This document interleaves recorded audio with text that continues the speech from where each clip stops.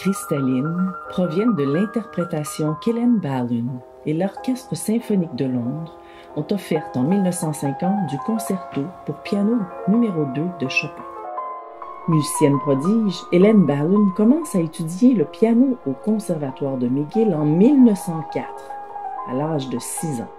À 12 ans, elle fait ses débuts au sein de l'Orchestre symphonique de New York et elle mène par la suite une brillante carrière de soliste sur la scène internationale. Mais retournons un peu en arrière. L'histoire musicale de McGill commence au tournant du 20e siècle.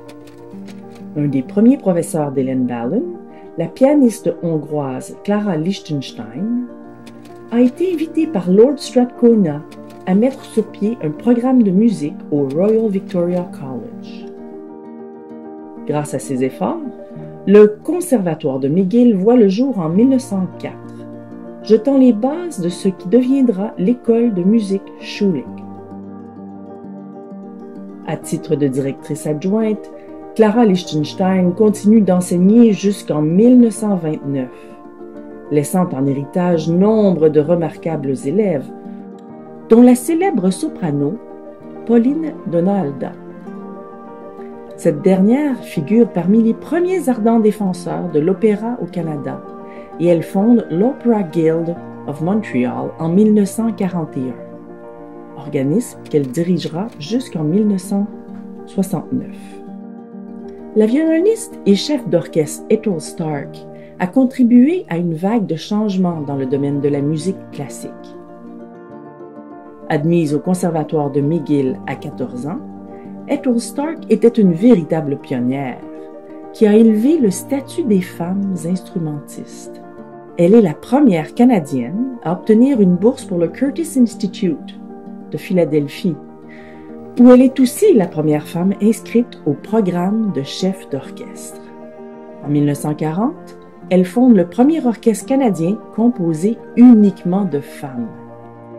En 1947, l'Orchestre symphonique des femmes de Montréal est le premier ensemble canadien à se produire au Carnegie Hall.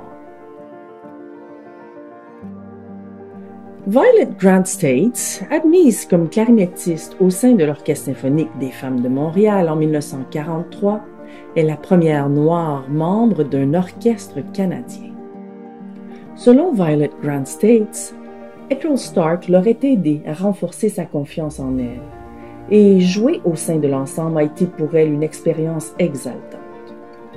Après avoir obtenu un diplôme en art et en éducation de l'Université McGill en 1968, Violet Grant States devient professeure de musique dans les écoles du secteur public. Elle a enseigné la musique à plus de 1000 écoliers.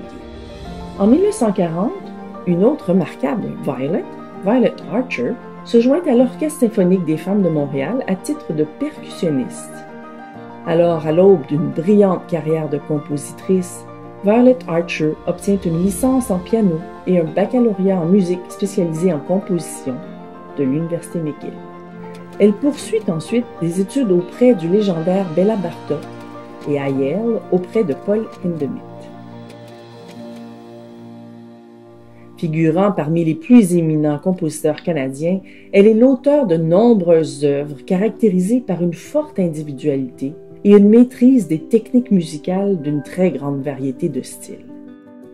Daisy Peterson Sweeney, qui obtient un diplôme en musique à McGill en 1945, est une musicienne accomplie et une enseignante fort appréciée. Elle enseigne d'ailleurs à de nombreux pianistes éminents, dont son frère cadet, la légende du jazz Oscar Peterson. Elle est reconnue pour son engagement qui a permis aux enfants sous-représentés de sa communauté de Saint-Henri d'apprendre la musique.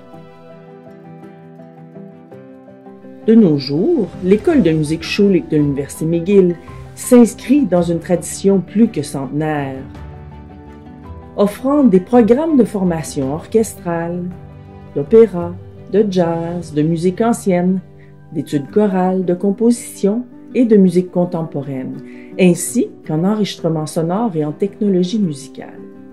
À l'avant-garde de l'enseignement postsecondaire de la musique au Canada, l'école de musique Schulich héberge désormais le Centre interdisciplinaire de recherche en musique, médias et technologies, communément appelé CERMIT, un groupe de recherche multidisciplinaire et interinstitutionnel qui se concentre à mettre au point de nouvelles approches pour l'étude scientifique de la musique. C'est en créant un espace pour la communauté et les rencontres créatives que l'école Schulich contribue à bâtir un avenir plus passionnant et plus inclusif. Les diplômés en musique de l'Université McGill réalisent non seulement leur plein potentiel en tant que musiciens, ingénieurs de son, enseignants et chefs d'orchestre professionnels, mais également en tant qu'innovateurs culturels qui contribuent à l'excellence musicale à Montréal et ailleurs.